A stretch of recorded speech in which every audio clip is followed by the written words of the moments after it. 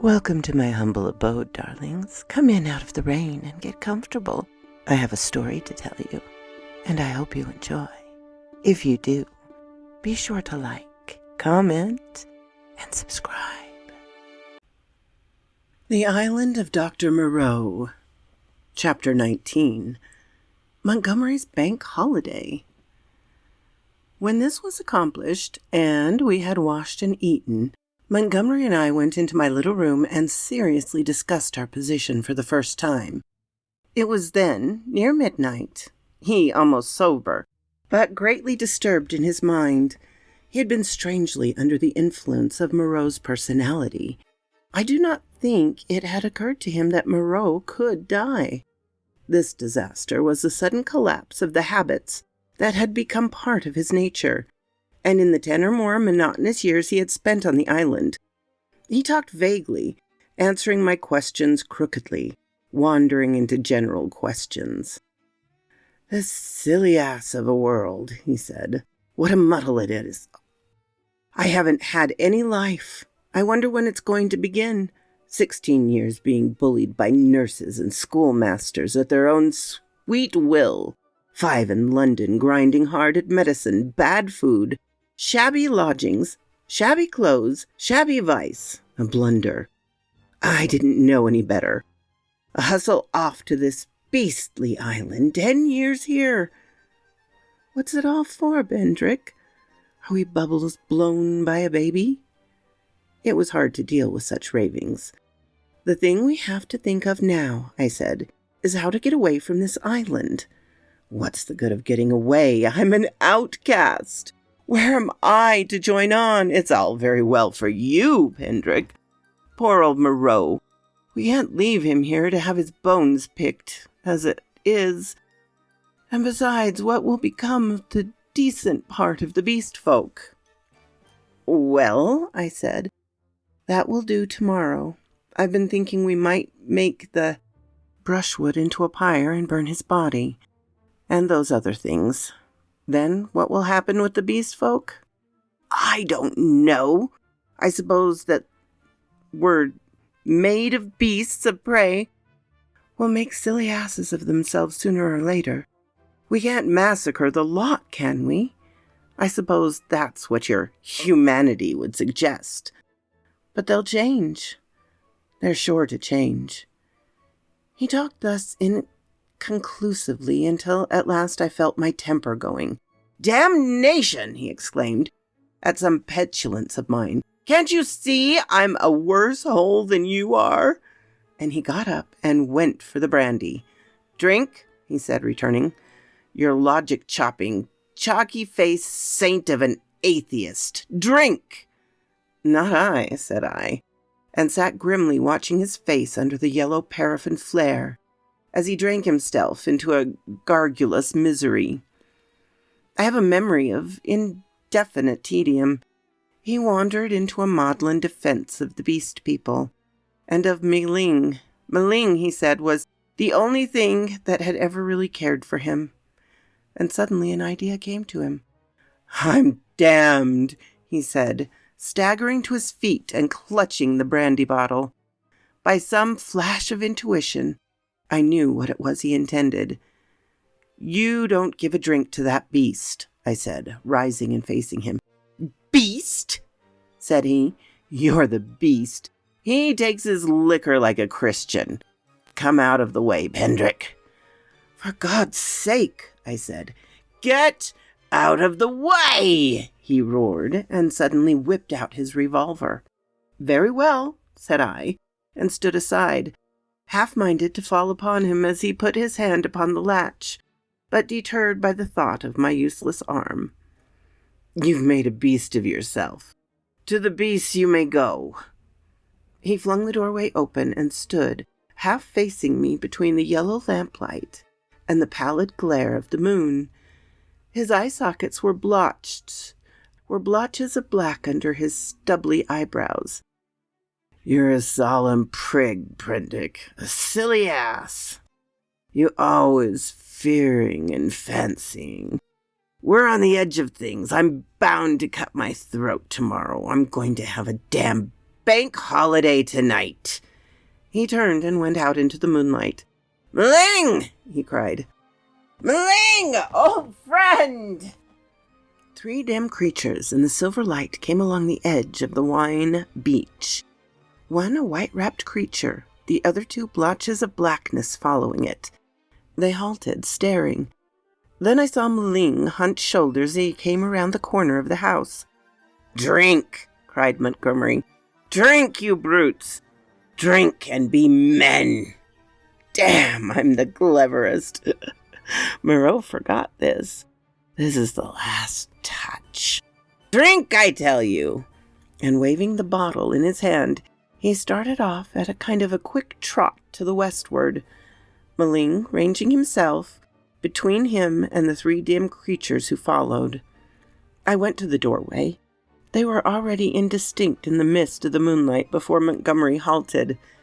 I saw him administer a dose of raw brandy to Mling, and saw the 5 figures melt into one vague patch. "Sing!" I heard Montgomery shout. "Sing all together, confound Pendrick! That's right! Now again! Confound old Pendrick!"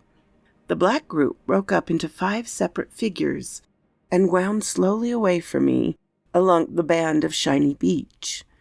Each went howling at his own sweet will, yelping insults at me, or giving whatever else vent this new inspiration of brandy demanded. Presently I heard Montgomery's voice shouting, "Right turn!" And they passed with their shouts and howls into the blackness of the landward trees. Slowly, very slowly, they receded into silence. The peace splendor of the night healed again. The moon was now past the meridian and traveling down the west. It was at its full, and very bright riding through the empty blue skies. The shadow of the wall lay a yard wide of inky blackness at my feet. The eastward sea was a featureless gray, dark and mysterious, and between the sea and the shadow, the gray sands, of volcanic glass and crystal, flashed and shone like a beach of diamonds. Behind me, the paraffin lamp flared hot and ruddy. Then I shut the door, locked it, and went into the enclosure where Moreau lay beside his latest victims, the staghounds and the llamas and some other wretched brutes, with his massive face calm even after his terrible death, and with the hard eyes open, staring at the dead white moon above. I sat down upon the edge of the sink, and with my eyes upon that ghastly pile of silvery light and ominous shadows, began to turn over my plans. In the morning I would gather some provisions in the dinghy, and after setting fire to the pyre before me, push out into the desolation of the high sea once more. I felt that for Montgomery there was no help, that he was in truth half akin to these beast folk, unfit for human kindred. I don't know how long I sat there scheming. It must have been an hour or so. My planning was interrupted by the return of Montgomery to my neighborhood. I heard a yelling from many throats, a tumult of exultant cries passing down through the beach, whooping and howling, and excited shrieks that seemed to come to a stop near the water's edge. The riot rose and fell. I heard heavy blows and the splintering smash of wood, but it did not trouble me then. A discordant chanting began. My thoughts went back to my means of escape. I got up, brought the lamp, and went into a shed to look at some kegs I'd seen there. Then I became interested in the contents of some biscuit tins and opened one. I saw something out of the tail of my eye, a red figure, and turned sharply. Behind me lay the yard, vividly black and white in the moonlight, and the pail of wood and faggots on which Moreau and his mutilated victims lay, one over another. They seemed to be gripping one another in one last revengeful grapple. His wounds gaped, black as night, and the blood that had dripped lay in black patches upon the sand. Then I saw, without understanding, the cause of my phantom. A ruddy glow that came and danced and went upon the wall opposite. I'd misinterpreted this, fancying it was a reflection of my flickering lamp, and turned again to the stores in the shed. I went on rummaging among them, as well as one armed man could, finding this convenient thing and that, and putting them aside for tomorrow's launch. My movements were slow, and the time passed quickly. Insensibly, the daylight crept upon me. The chanting died down, giving place to a clamor. Then it began again, and suddenly broke into a tumult. I heard cries of "More! More!" a sound like quarreling, and a sudden wild shriek. The quality of the sounds changed so greatly that it arrested my attention. I went out into the yard and listened. Then, cutting like a knife across the confusion, came the crack of a revolver. I rushed at once through my room to the little doorway. As I did so, I heard some of the packing cases behind me go sliding down and smash together with a clatter of glass on the floor of the shed. But I did not heed these. I flung the door open and looked out. Up the beach, by the boathouse, a bonfire was burning, raining up sparks into the indistinctness of dawn. Around this struggle, a mass of black figures. I heard Montgomery call my name. I began to run at once towards this fire, revolver in hand. I saw the pink tongue of Montgomery's pistol lick out once, close to the ground. He was down. I shouted with all my strength and fired into the air. I heard someone cry, "The master!" The knotted black struggle broke into scattered units. The fire leapt and sank down. The crowd of beast people fled in sudden panic before me up the beach. In my excitement, I fired at their retreating backs as they disappeared among the bushes. Then I turned to the black heaps upon the ground. Montgomery lay upon his back, with the gray-haired beast-man sprawled across his body. The brute was dead, but still gripping Montgomery's throat with its curving claws. Nearby lay Maling, on his face, and quite still, his neck bitten open and the upper part of the smashed brandy bottle in his hand. 2 other figures lay near the fire, one motionless, the other groaning fitfully, every now and then raising its head slowly, then dropping it again. I got hold of the gray man and pulled him off Montgomery's body. His claws drew down the torn coat reluctantly as I dragged him away. Montgomery was dark in the face and scarcely breathing. I splashed seawater on his face and pillowed his head on my rolled-up coat. Maling was dead, the wounded creature by the fire. It was a wolf brute with a gray-bearded face. Lay, I found, with the forepart of its body upon the still-glowing timber. The wretched thing was injured so dreadfully that in mercy I blew its brains out at once. The other brute was one of the bullmen, swathed in white. He too was dead. The rest of the beast people had vanished from the beach. I went to Montgomery again and knelt beside him, cursing my ignorance of medicine. The fire beside me had sunk down, and only charred beams of timber glowed at the central ends and mixed with a gray ash of brushwood remained. I wondered casually where Montgomery had gotten his wood.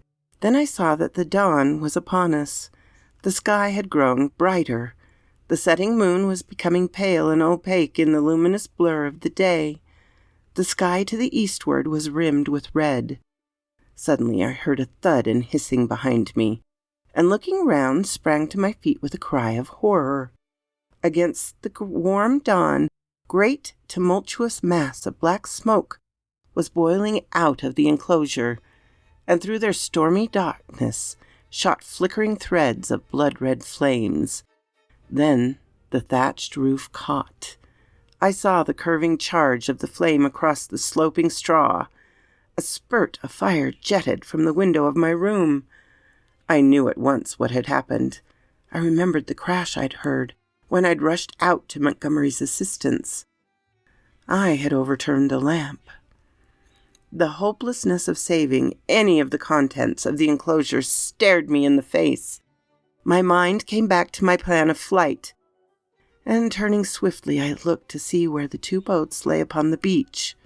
They were gone. 2 axes lay upon the sand beside me. Chips and splinters were scattered broadcast, and the ashes of the bonfire were blackening and smoking under the dawn. Montgomery had burnt the boats to revenge himself upon me and prevent our return to mankind. A sudden convulsion of rage shook me. I was almost moved to batter his foolish head in as he lay there helpless at my feet. Then suddenly his hand moved, so feebly, so pitifully, that my wrath vanished. He groaned and opened his eyes for a minute. I knelt down beside him and raised his head. He opened his eyes again, staring silently at the dawn, and then they met mine. The lids fell. "Sorry," he said presently with an effort. He seemed trying to think. "The last," he murmured, "the last of this silly universe. What a mess." I listened. His head fell heavily to one side. I thought some drink might revive him, but there was neither drink nor vessel in which I could bring drink at hand. He seemed suddenly heavier. My heart went cold. I bent down to his face, put my hand through the rent in his blouse. He was dead. Even as he died, a line of white heat, the limb of the sun, rose eastward beyond the projection of the bay, splashing its radiance across the sky, turning the dark sea into a weltering tumult of dazzling light. It felt like a glory upon his death-shrunken face. I let his head fall gently upon the rough pillow I had made for him and stood up. Before me was the glittering desolation of the sea, the awful solitude upon which I had already suffered so much. Behind me, the island, hushed under the dawn, its beast people silent and unseen. The enclosure, with all its provisions and ammunitions, burnt noisily, with the sudden gust of flame, a fitful crackling, and now and then a crash. The heavy smoke drove up the beach away from me, rolling low over the distant treetops towards the huts in the ravine. Beside me were the charred vestiges of boats, and these 5 dead bodies. Then out of the bushes came 3 beast men, with hunched shoulders, protruding heads, misshapen hands awkwardly held and inquisitive, unfriendly eyes, and advanced towards me with hesitating gestures. Chapter 20. Alone with the beast folk. I faced these people, facing my fate in them single-handedly now. I literally single-handedly, for I had a broken arm. In my pocket was a revolver with 2 empty chambers. Among the chips scattered about the beach lay the 2 axes that had been used to chop up the boat. The tide was creeping in behind me. There was nothing for it but courage. I looked squarely into the faces of the advancing monsters. They avoided my eyes, and their quivering nostrils investigated the bodies that lay beyond me on the beach. I took 6 steps, picked up the blood-stained whip that lay beneath the body of the wolfman, and cracked it. They stopped and stared at me. "Salute," said I. "Bow down." They hesitated. One bent his knees. I repeated my commands, with my heart in my mouth, and advanced upon them. One knelt, then the other 2. I turned and walked towards the dead bodies, keeping my face towards the 3 kneeling beast men, very much as an actor passing up the stage faces the audience. "They broke the law," said I, putting my foot on the sayer of the law. "They have been slain, even the sayer of the law, even the other with the whip. Great is the law. Come and see." "None escape," said one of them, advancing and peering. "None escape," said I. "Therefore hear and do as I command." They stood up, looking questioningly at one another. "Stand there," said I. I picked up the hatchets and swung them by their heads from the sling of my arm, turned Montgomery over, picked up his revolver, still loaded in 2 chambers, and bent down to rummage, found 6 cartridges in his pocket. "Take him," said I, standing up again and pointing with the whip. "Take him and carry him out and cast him into the sea." They came forward, evidently still afraid of Montgomery, but still more afraid of my cracking red whiplash. And after some fumbling and hesitation, some whip cracking and shouting, they lifted him gingerly, carried him down to the beach, and went splashing into the dazzling welter of the sea. "On!" I said. "On! Carry him far!" They went up to their armpits and stood regarding me. "Let go," I said, and the body of Montgomery vanished with a splash. Something seemed to tighten across my chest. "Good," I said, with a break in my voice.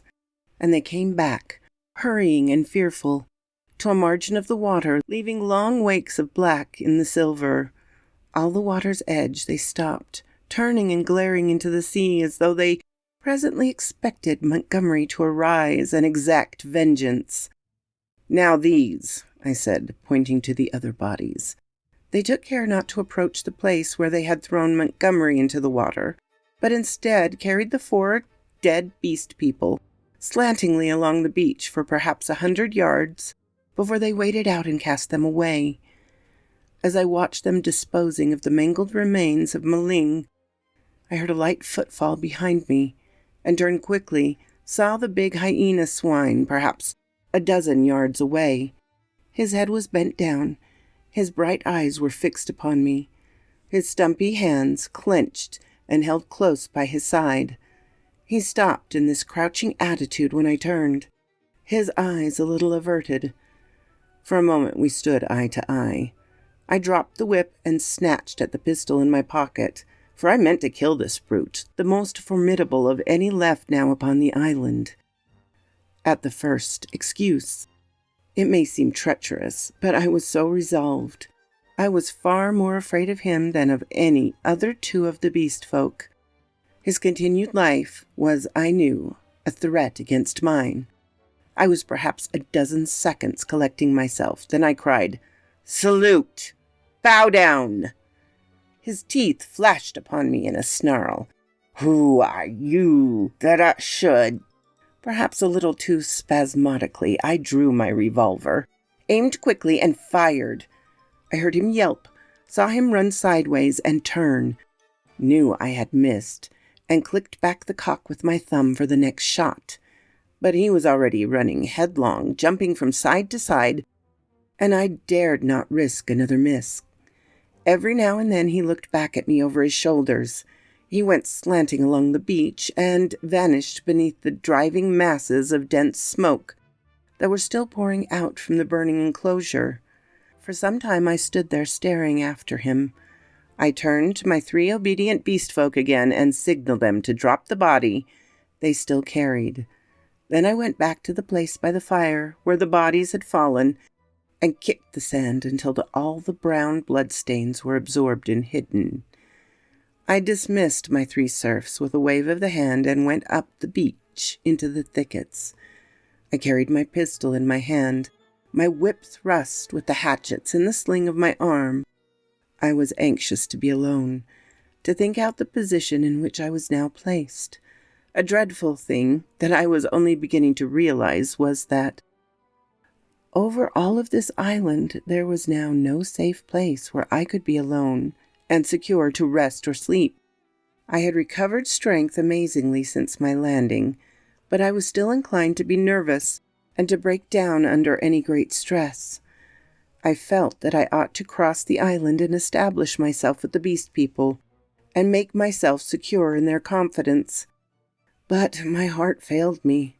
I went back to the beach and turned eastward, past the burning enclosure, made for a point where the shallow spit of coral sand ran out towards the reef. Here I could sit down and think, my back to the sea and my face against any surprise. And there I sat, chin on knees, the sun beating down upon my head and unspeakable dread in my mind, plotting how I could live on against the hour of my rescue, if rescue came. I tried to review the whole situation as calmly as I could, but it was difficult to clear the thing of emotion. I began turning over in my mind the reasons of Montgomery's despair. "They will change," he said. They are sure to change. And Moreau, what was it that Moreau had said? The stubborn beast flesh grows day by day back again. Then I came around to the hyena swine. I felt sure that if I did not kill that brute, he would kill me. The sayer of the law was dead, worse luck. They knew now that we of the whip could be killed, even as they themselves were killed.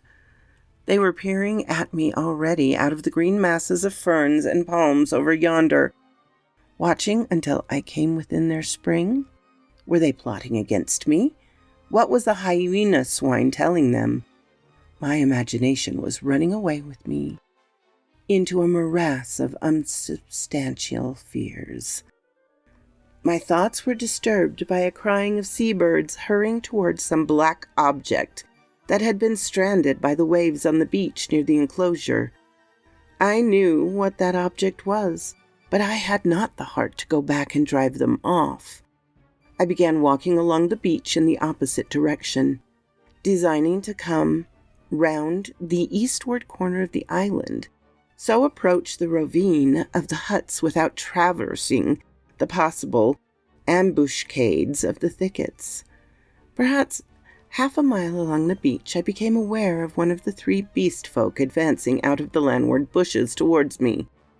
I was now so nervous with my own imaginings that I immediately drew my revolver. Even the propitiatory gesture of the creature failed to disarm me.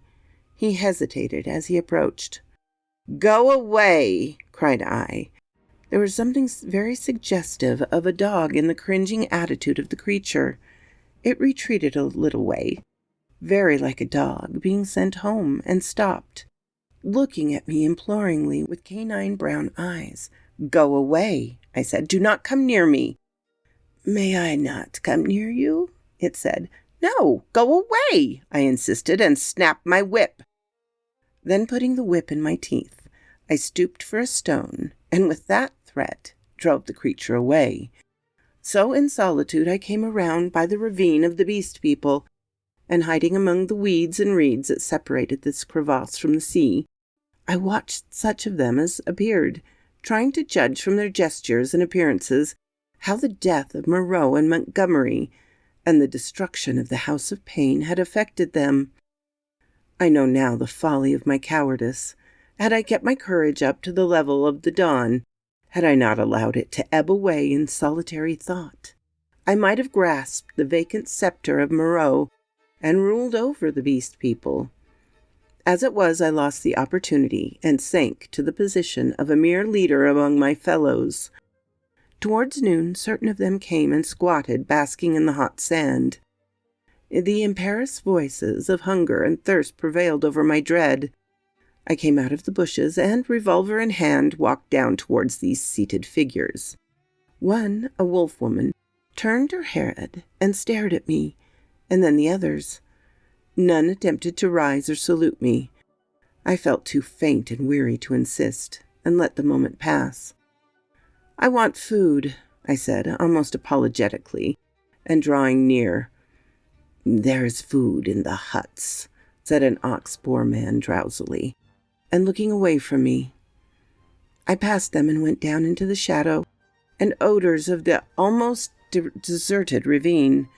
In an empty hut I feasted on some speckled and half-decayed fruit, and then, after I had propped some branches and sticks about the opening, and placed myself with my face towards it, and my hand upon my revolver, the exhaustion of the last 30 hours claimed its own, and I fell into a light slumber, hoping that the flimsy barricade I had erected would cause sufficient noise at its removal to save me from surprise. So quoth this raven.